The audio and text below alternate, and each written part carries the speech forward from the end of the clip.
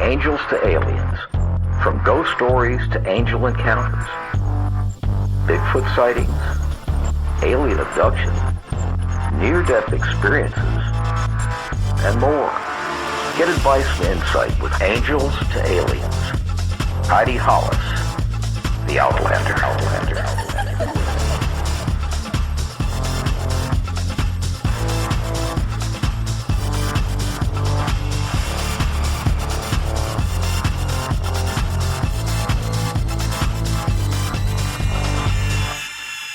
Welcome everybody to Angels to Aliens with me, Heidi Hollis, the Outlander, here on Believe Podcast Network, the #1 podcast network for professionals. The question is, do you believe?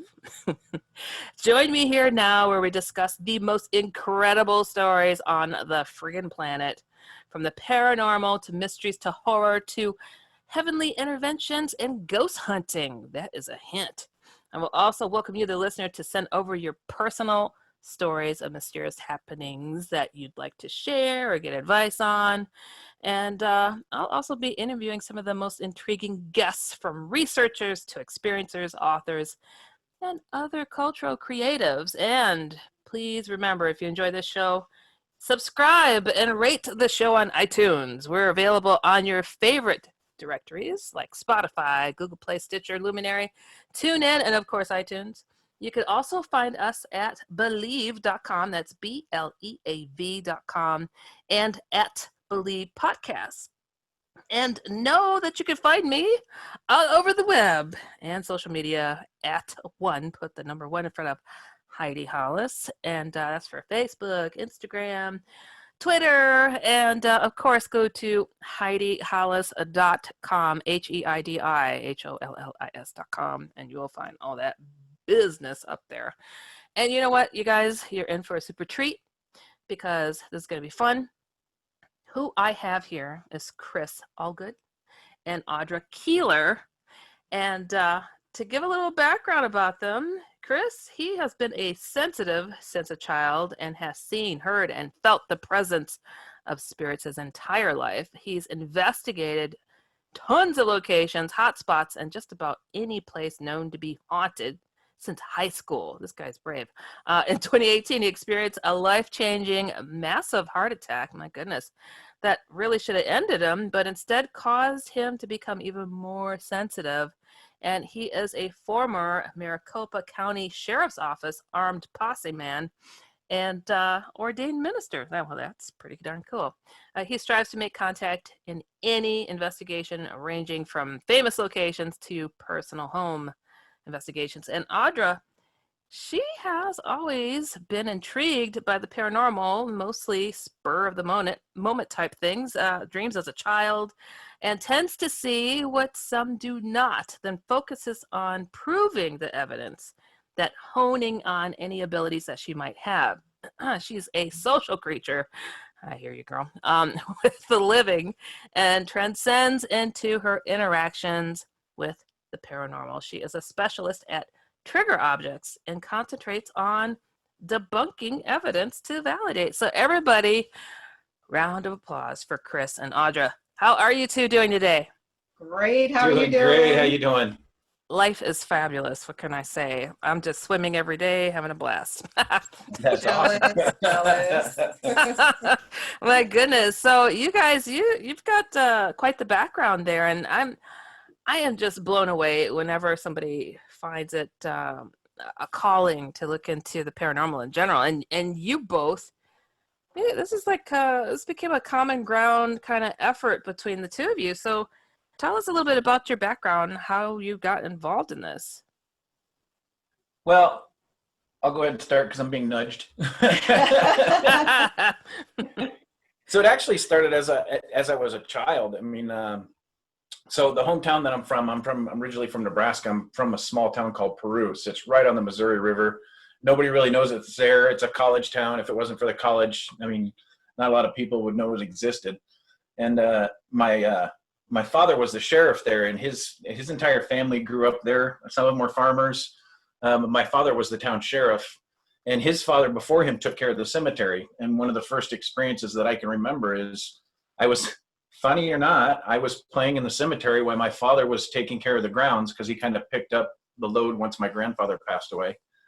And there's this little, the cemetery sits up on a hill, and you can see it from the side of town. One side of the town's on a hill, and then the cemetery's on a hill. And when you're standing in town, you can see it. Well, when you're up on the hill, you can see the Missouri River on the other side. Well, there's this little dip in the cemetery called Dead Man's Holler, and that's where they would bury the John Does and the people that couldn't afford to have burials. Long story short, my dad was up trimming the grass one day, and I was down in that holler running around playing tag. And he actually yelled at me, called me up and said, "What are you doing?" I said, "I'm playing with that little boy over there." And he goes, "There's no little boy over there. What are you talking about?" So that was the first experience that I can remember.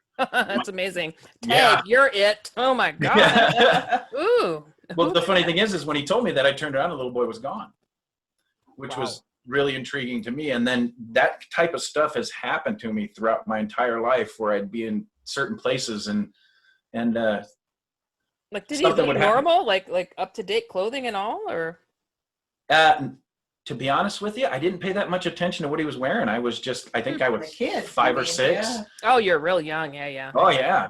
Yeah. Wow. That's amazing. Goodness. And then the most significant one that I remember leading back, I was at a friend's house, and this was actually up in Cave Creek. And their mother had passed away from cancer, and she had a room upstairs that was her sewing room that when she passed away, they locked it, and it stayed that way, and nobody was allowed in there. There was a padlock on the door. And I went down the hallway. You had to pass the sewing room door to go to the restroom. And when I went past, the door was locked. When I came back by, the door was open, and it was ajar about 5 inches. So and I was about 11, 12 years old. I had peeked in the door just to see, curiosity. So you at that age you hadn't seen a good horror film to know that that's the door you don't go in. Gotcha. Actually, I had. Oh. I started reading ghost books when I was in 2nd, 3rd grade. I mean, everybody knows the famous brown lady. That was the picture that was taken in the UK of the brown lady coming down the wooden steps. I read that book when I was like 6, 7, or I was about 7, 8 years old. I was in 2nd grade when I read that book. So you knew better. Okay. So you went in and risked your life anyways. Okay. I knew better, but I still stuck my nose in that room. And what was interesting is I saw the sewing room. When I turned back around, there was a lady standing in front of me, and she started to speak, and nothing came out of her mouth. And it was almost like there was a real human standing in front of me, but then I noticed that she wasn't all that real. And some husbands would say that was an angelic woman. I'm just kidding. They would give anything to have that type of woman, Right? right? It's like, I see those lips moving, but I don't hear anything. Wow, that's amazing. Yeah. So once I got older and started making more sense of it and realizing that I could actually see things that other people couldn't, I mean, the minute I could start dragging people to haunted places, friends in high school to this day, they see some of my posts on Facebook and see that we're paranormal investigators. And I've had numerous friends from high school, shoot me a message going, "I knew you would end up doing this someday, the way you used to drag us around to every haunted place in Arizona." Wow, that is wild. So you just want to go see some more of these like see-through people or these ghostly figures or what? I don't know, because that one scared the bejesus out of me, to be polite. It was that one actually threw me for a loop, but it almost like sparked an intrigue in me that just drove me trying to find the answer of why I'm seeing it. How did that experience end, by the way? So she's flapping her gums, and what did you pass out? I ran. Oh, that's a country. I actually ran downstairs, left the house, and refused to go back in. Ah, see, we were going to skip over that good part. Wow. Yeah. But that was the last time I ever ran. That's interesting. I grew up in a haunted house, and my siblings and I, a movie wasn't a movie unless it was a horror film, because it was like therapeutic. So I understand that drive. Like, I want more, though this terrifies me. I want more because hopefully I'll get some answers. So I get that. Right.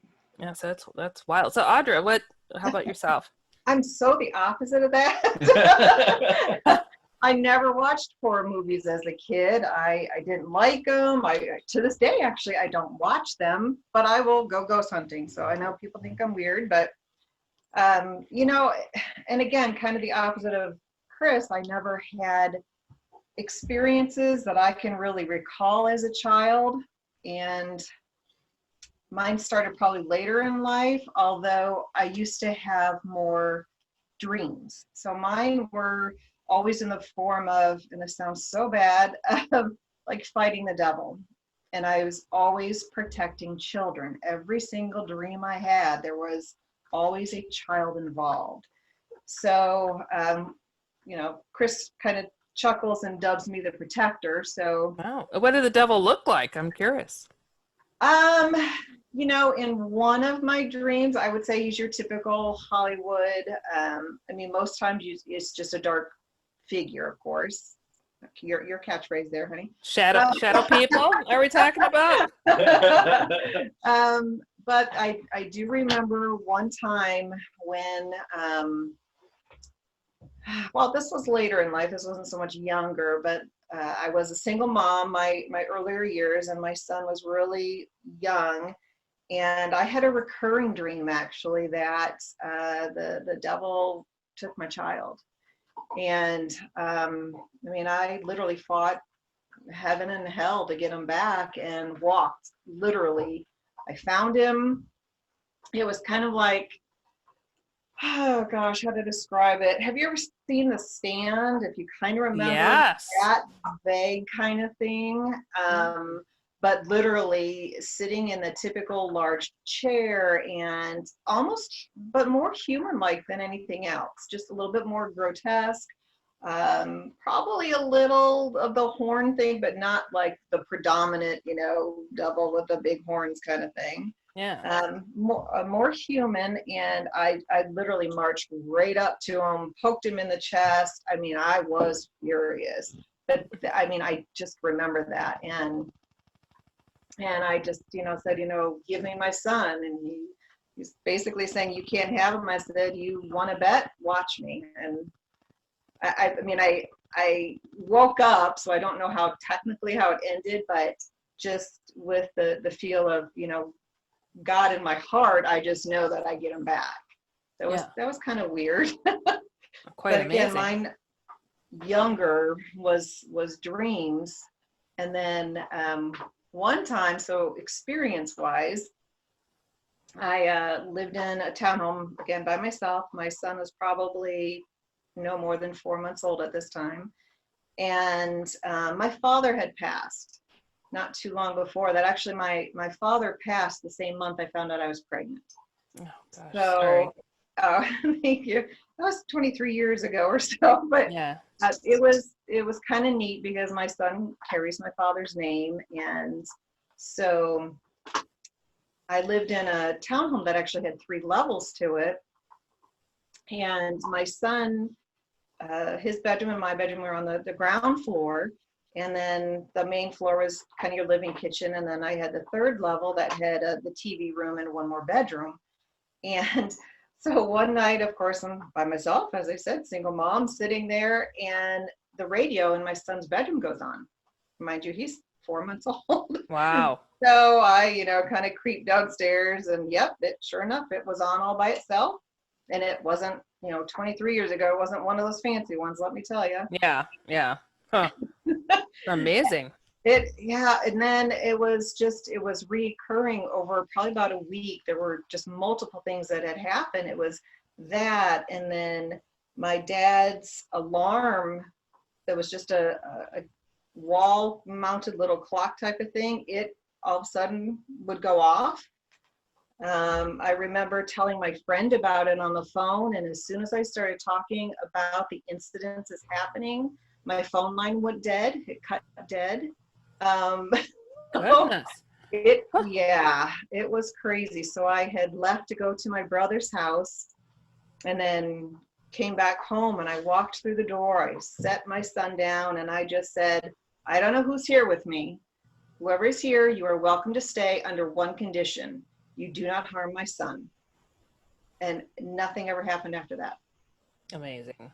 Yeah, Wow. really cool.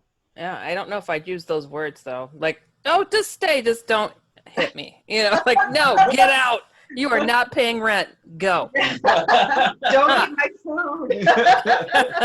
Yeah, that is wild. So you both you came at this differently, and you both started working together. Was it 2011 or so?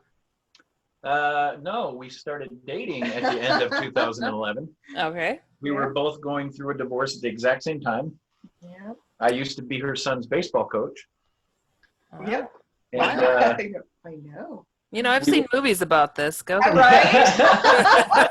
I have seen. It's like, are you looking at my coach, Mom? No, no, I'm not doing that.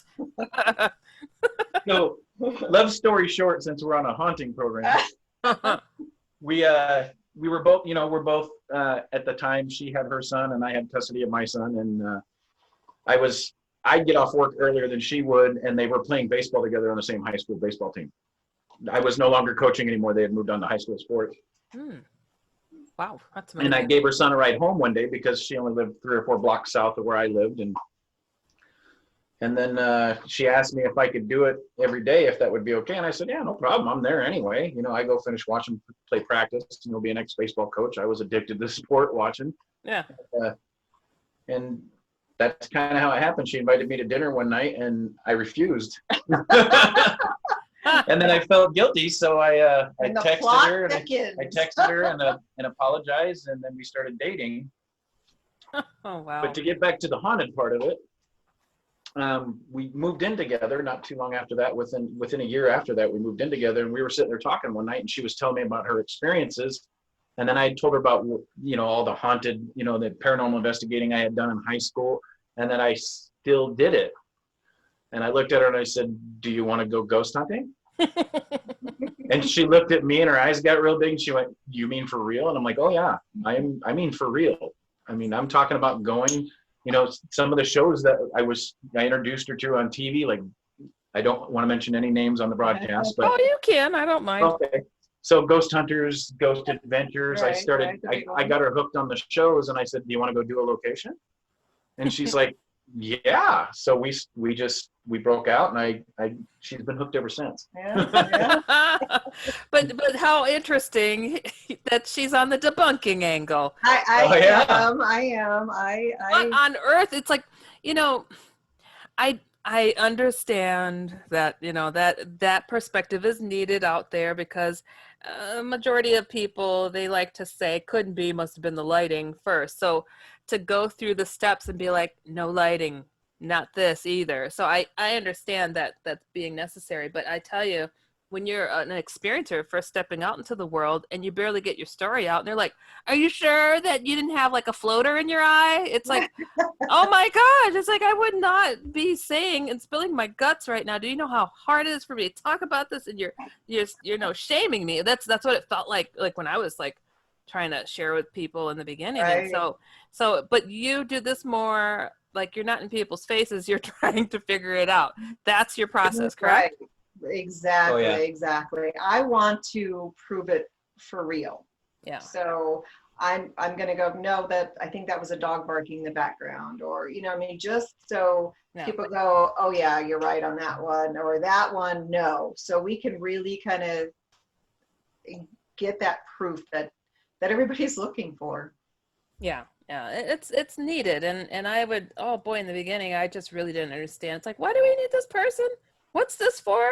So I get it now, but like when it comes to like the UFO phenomenon, there's like these, dare I call them butt heads, that's my technical term, who say, well, you're not qualified to look up into the sky and determine what you're seeing. Yeah, I can, dude. These are my eyes. I trust them to say, gee, that's not normal. So I get it. So it's wild. So you both start going out and exploring these things, and you also happen to know a couple of folks that I now know and adore, the Rathmans. Yes, Tony and Cherie, they're really good friends of ours. Yeah, so you guys, hold on. So did you bump into each other in a dark, like, haunted castle? I mean, well, kind of. Yeah. So we like doing, so we've done some of the major things. We've done the Whaley House in San Diego together. We've, not Tony and Cherie, me and Audra. Okay. And we've done, right before our honeymoon cruise, for my birthday landed on the day before we left for our honeymoon cruise. And my bucket list was the Queen Mary, because I had done it when I was 15 and had tons of experience there, you know, being a sensitive. Mhm. I did the regular tour, and at the pool area, I heard the little girl, I saw her footprints. All my life I'd wanted to go back. So for my birthday present, right before we left on our honeymoon cruise to Puerto Vallarta, she booked an overnight to stay on the Queen Mary in Long Beach. So we did a couple of paranormal investigations there. And then we started moving more towards the mining towns here in Arizona. Tombstone, anybody that's a sensitive, Tombstone is like your, it's like your vial of crack. It's the energy in Tombstone, in that town, and the history, you're just buzzing the entire time you're there. I love Tombstone. Well, we've gone down to Tombstone. I introduced Audra to Tombstone. We did the bird cage. We did an investigation there. And then I introduced her to Bisbee, and she absolutely fell in love with Bisbee. We've done a few investigations there. Well, we go back 2 or 3 times a year. Well, one night we decided, hey, let's go down to Tombstone and let's do the bird cage again.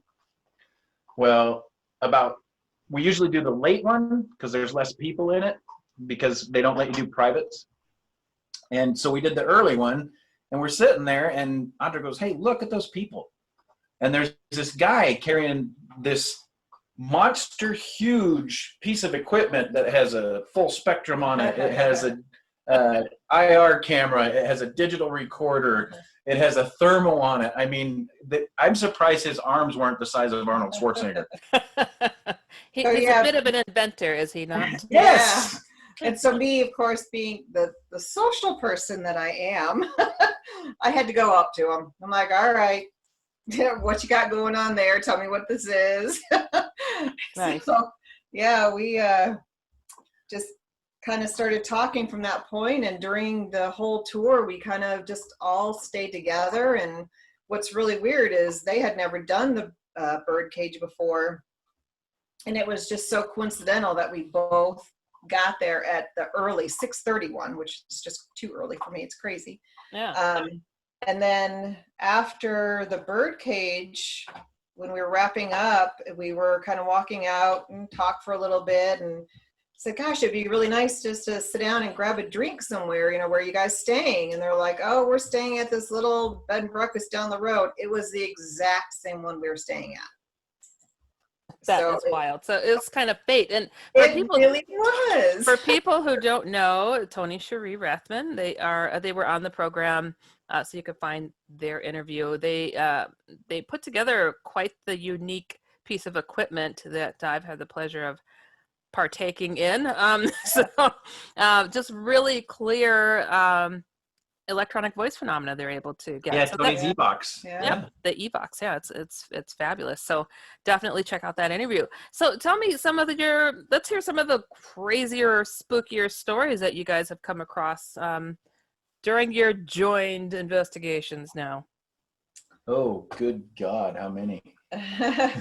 Most of them, gosh, are probably going to be at the hospital. That one is... The hospital, Bisbee, and Tombstone are the major hotspots that we've hit. Yeah. I mean, the Whaley House, it was okay. I mean, I sensed a couple, and we couldn't catch anything because there was quite a few people on the tour. We thought we had booked a private, but we didn't, unfortunately. So we're still looking forward to doing a private there as soon as they open Southern California back up for us. Actually, one of the craziest ones I've ever done, other than the ones in my past with Audra, is Audra's from Toledo, Ohio originally, and her parents owned about 10 to 20 acres outside of Toledo, just south of it, in a little town called Tautogany. Well, Tautogany is best known for its cemetery. Its cemetery is listed in Ohio as, and anybody can Google it, Tautogany Cemetery. It's the oldest cemetery in Ohio, and it's pretty renowned in Ohio for being the most haunted. If they could figure that spelling out. Oh, yeah, I know, right? Yeah. The good thing about Google is if you start spelling Tautogany, it'll finish it. Oh, this is wonderful. So tell us what you found. What took place? So her parents were only about a mile from it, and Audra took me up there, and I started snapping photos, and I immediately looked at her and went, "Oh my God, this is crazy. This is just nuts. There are things everywhere." And unfortunately, we didn't have a digital recorder, and we didn't have a video camera with us at the time, but I was snapping photos with my iPhone. And every photo I took in the cemetery that night, there was like this white haze, like somebody was vaping in front of the phone. Wow. So as we were pulling out, I kept telling her, "This is nuts. This is nuts. I can't get past this haze in the pictures." So as we were driving away, we pulled off the property, and I started snapping photos, and they were clear as a bell. Well, once I downloaded them to my computer and started looking at them, most of them had faces in the pictures, and it almost looked like faces that were looking at the camera going like, "What is that?" And we must have caught 15, 20 faces in those pictures. Amazing. Wow. And that was 8 years ago. Unfortunately, I don't have those pictures anymore. I mean, they're deep into my Facebook page somewhere, but wow. One of these days I'll go back through all of them and bring them back up so I can post them. Yeah. Cool. So what about electronic voice phenomena? Like, what has been some of the more intriguing telling? Because I know having the Evox accessible, that's like, wow, I mean, the universe keeps talking. What has been the most revealing part about somebody's story that you were able to validate? I mean, I just find that so cool. Most of our predominant EVPs have come from the hospitals. So Tony and Sheree, when we first started working with them, they control and do all the overnight tours down at the Phelps Dodge Mining Hospital in Ajo. I'm sure they talked about it on your interview. So we started doing public tours with them, where we take people that have never done paranormal research and we teach them how to do a paranormal investigation at the hospital. And so we've been down there numerous times, and we've left digital recorders on the nurses' stations, and we've gotten breaths, we've gotten sounds of nurses actually working at the nurses' station. Mm-hmm. We've gotten definite replies. Last time we were down there was just like 3 weeks ago. Audra left one on the counter, and we were outside, and we recorded a gentleman specifically saying cemetery. Yeah, literally. Wow. I can't imagine crossing over to the other side and still being at work. I mean, are they in hell? This purgatory. Yes. It's like I'm an occupational therapist, so working in hospitals and whatnot, and the paperwork. I mean, so what are they swearing at their computer screens? What did you hear? Shuffling of papers? That patient's going down? Yeah, it was shuffling of papers. It sounded like maybe some drawers being opened and closed. I think it was those were more residual than intelligent hauntings. Right. There is a nurse down at the hospital named Mary that we catch down there quite a bit. The first time we caught her, it was the first investigation Tony and Sheree took us to down there. It was the first time we'd ever been to the hospital, and we were upstairs, and Tony knew that I was a sensitive, but we hadn't really done an investigation together, and we were standing at the hallway, and I said, "Something keeps peeking out of that operating room. Let's go get it." So me and Tony went into the operating room, and I actually looked at him and I said, "Hey, there's a woman in here." And the second I said it, we got a woman's voice, Class A EVP, loud and clear. It said, "You're right." I mean, yeah, I literally just answered him. It was so amazing. Not a whisper either. It was like loud. Yeah. It was so cool. That is spooky. So, well, Chris, I have to say, because I hear people say, "Oh, I'm a sensitive." It's like, that's a nice fluffy word for psychic medium, correct? Well, yeah, I don't like that word though. I know. I don't like psychic medium because there are times we go into a place I don't get anything. Mm-hmm. And then there's other times like we'll go down to the hospital where I just look at Audra and I'm like, they're hiding, they won't come out. I mean, I can feel that they're there, but it's almost like they're crept back in the corners and they're not coming out. And then there's other times where my brain just goes completely insane. It's perfect example. We did the Oxbow Saloon up in Payson, Arizona. Tony Sheree invited us up there. They've known the owner, manager. I think his name is Brian and her name is Mary, for quite a few years, and they said the activity picked up, asked him to come back. Well, he invited us up there, And while I was there, I'm standing there and I could feel people moving around me. And I was hearing like 1942 music, and I was seeing soldiers. And just out of nowhere, I looked at these guys and I went, hey, did they used to have World War II parties for soldiers here for World War II? And the owner looked at me and he just got this weird look on his face. And he's like, how did you know that? And I'm like, I'm seeing soldiers in World War II uniform and I'm hearing 1942 music, 1940s music. Wow. He said, yeah. So when the soldiers came home from World War II to Payson, they threw a great big party at the Oxbow for them. So it's amazing. I don't call myself a psychic medium. I just say that I am sensitive, because sometimes I can read a place and sometimes. And Audra could call you overly sensitive. I'm just kidding. Yeah, well, Oh, yes, I could. sometimes she does. Sometimes she does, and sometimes I tell her she's insensitive. Oh, there you go. Right. It goes both ways. I got you. That's funny, because it's like I hear it kind of goes like the same with people who don't want to say they're follow a certain religion. Oh, I'm spiritual. I'm like, ugh, do you believe in Jesus? Yeah, that's a Christian. Okay, you don't have to go to church. It's okay. Right. So, but it's like, I get it. It's like these words, these titles that we put on things don't always fully define how we feel about something. And Exactly. so I get it. Titles, they don't, it's just, it falls short. So it's fine. It's cool. It's like I always tell people, I'm not psychic, I'm not a guru, I'm not any of those things, and everybody's like, "Oh yeah, right. Then how'd you see that headless woman going across?" I'm like, "Okay, so I saw her, but I wasn't looking for her." But do you go looking? Do you call out and say, "Come and speak to me"? I mean, how are you doing your bit? So what I'll do is, when we go to a new location, what I do is I actually go wander by myself. It doesn't matter if it's daylight, doesn't matter if it's dark. I tell the guys, okay, I'm gonna go do my thing, and I literally walk the entire location by myself. And Brave basically, man. yeah. You got your bulletproof vest on that you used to wear, right?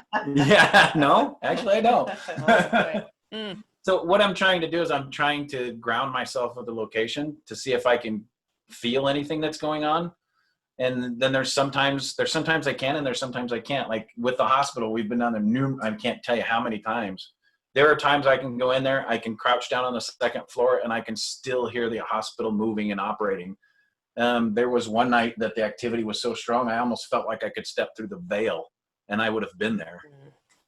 And then there's other times where I go down there and it just looks like an empty hospital. I don't feel anything, I don't sense anything. And that happens sometimes at locations that we go to. I mean, I try and ground myself, but it doesn't always work. That's wild. So tell us some good juicy stories. All right. So what have you come across, and what have you seen? Like, have you like seen something and you try to steer Audra clear? Like, watch out! Here comes one. Yeah, I'm a little bit of a protector for everybody. Yeah. Usually when there's something dark, I get sick to my stomach.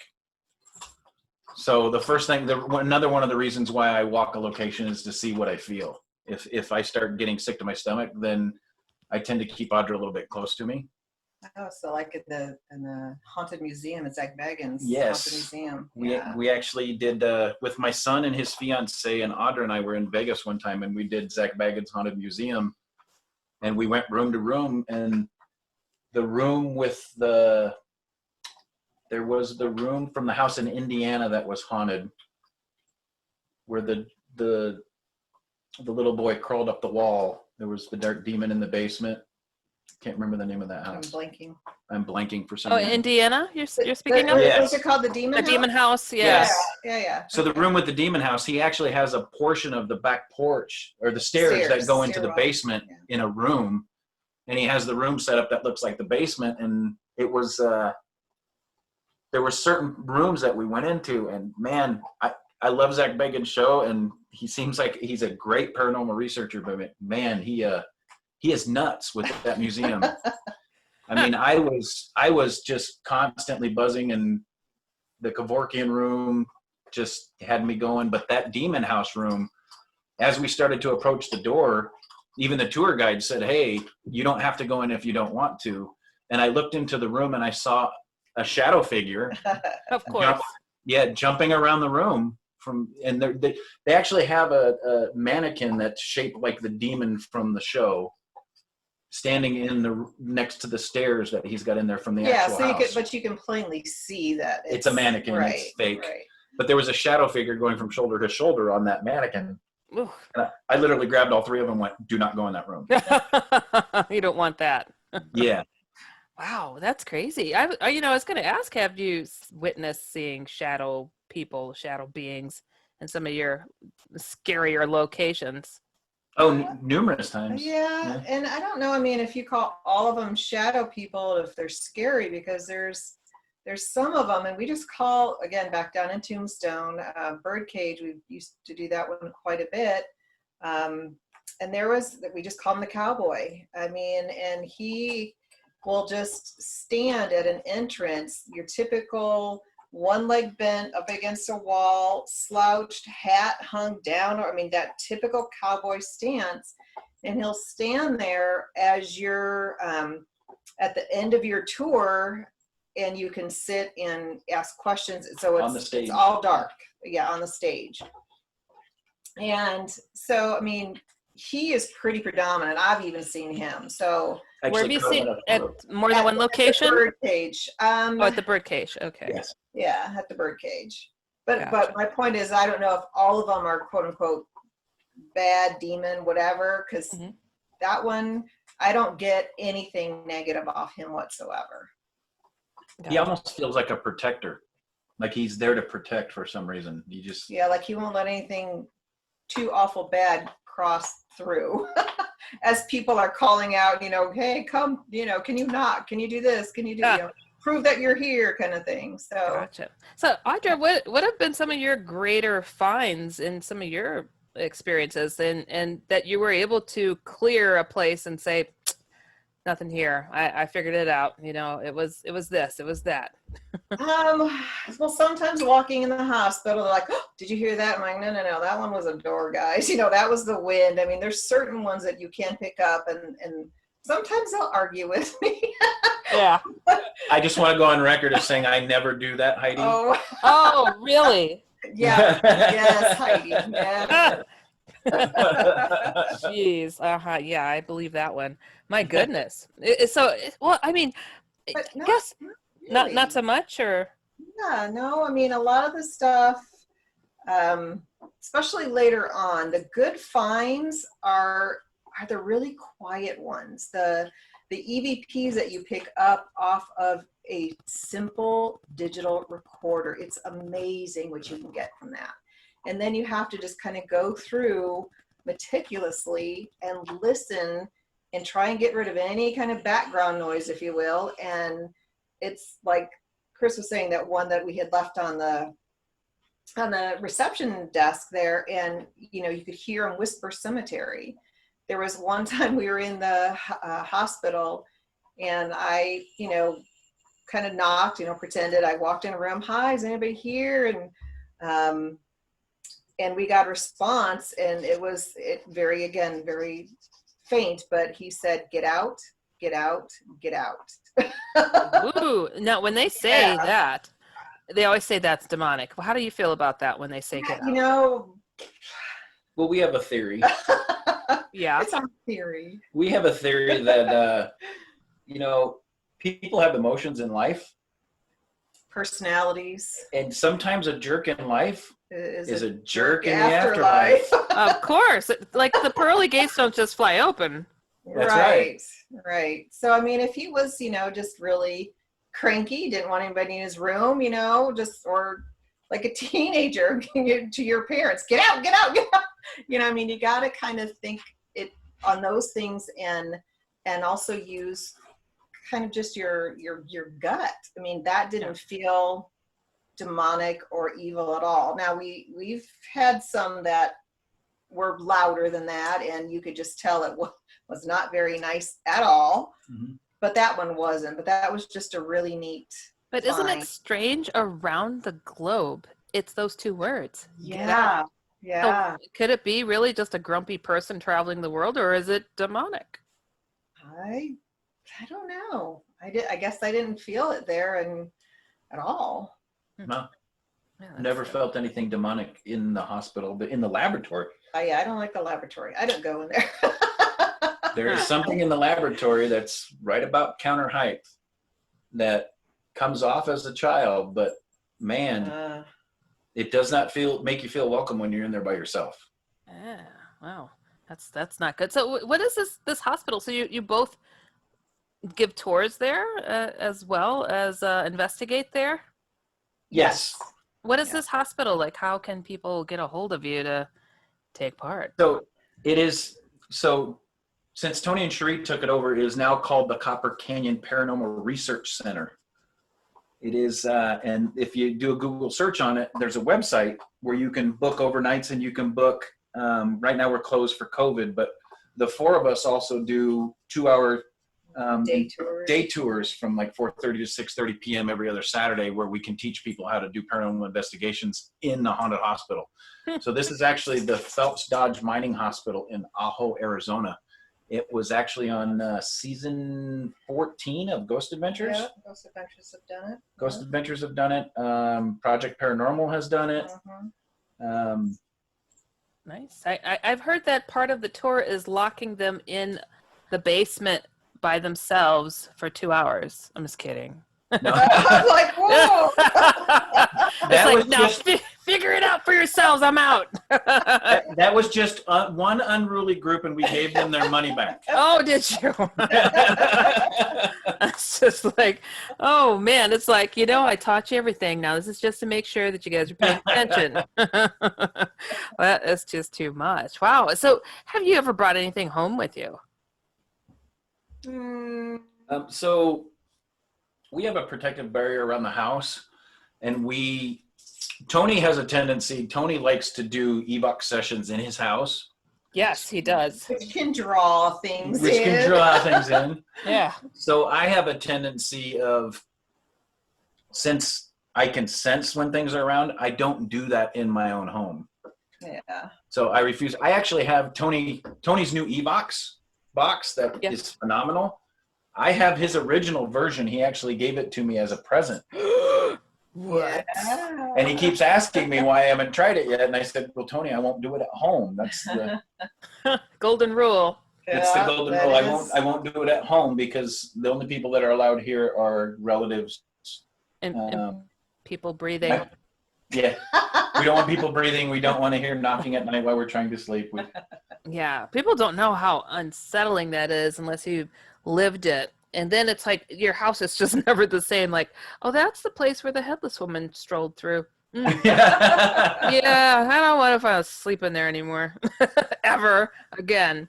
It's like, oh my gosh, it disrupts everything. So, if there's anything that you would want to share with folks and or even advice, like when they're dealing with something out of the ordinary, and who are you going to call? You could call you guys, right? And Yeah, you know what to do. Yeah, we do private home investigations. We do business investigations. Mm-hmm. We'll do just about any investigation if anybody has an issue. We also have a friend, his name's Joe Thompson, that's a demonologist. He's pretty well known in Southern California and Arizona. He's been doing it for about 35 years. We actually bring him in when it gets a little tough to be cleansed. The best thing you can do is not try and handle it to yourself, because you never know what you're dealing with, for one. And don't invite it in. don't invite it in. Yeah. How many Ouija board people? I mean, my goodness. Yeah. How many weird people I'd like to smack in the head with a Ouija board? Thank you. Oh my Yes. gosh. My emails runneth over. That's all I could say. I'm like, really? Did you do that? And then you're curious why this is going on. Of course, you sacrificed your child's soul.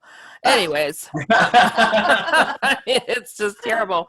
Well, I want to thank you both, Chris and Audra. This is fabulous. And you guys be sure to reach out. And it's called the Copper Canyon. What is it? The Copper Canyon Paranormal Research Center. It's Love it. You can Google it, or you can also Google Phelps Dodge Mining Hospital in Ajo, Arizona. Either way, both will come up, and then you'll get a bunch of stuff for Ghost Adventures too. That's right. Yeah. Pops up as well. Super. Well, thank you so much for joining me here. You guys have been a blast. Oh gosh, our pleasure. You're totally sweet. Thank you. Well, you guys, we've come to the bottom of yet another program. Remember, you can catch me here on Angels to Aliens with me, Heidi Hollis, the Outlander on Believe, and go to HeidiHollis.com. And if you enjoy the show, please subscribe and rate the show on iTunes. And we're also available on Spotify, Google Play, Stitcher, Luminary, TuneIn. And come to Believe.com. That's BLEAV.com and at Believe Podcasts. And again, all social media at one Heidi Hollis. And thanks for joining me here once again on Angels to Aliens. Remembering always, if it's weird, we're here. Goodbye, everybody. Angels to Aliens. From ghost stories to angel encounters. Bigfoot sightings. Alien abduction. Near-death experiences. And more. Get advice and insight with Angels to Aliens. With Heidi Hollis, the Outlander.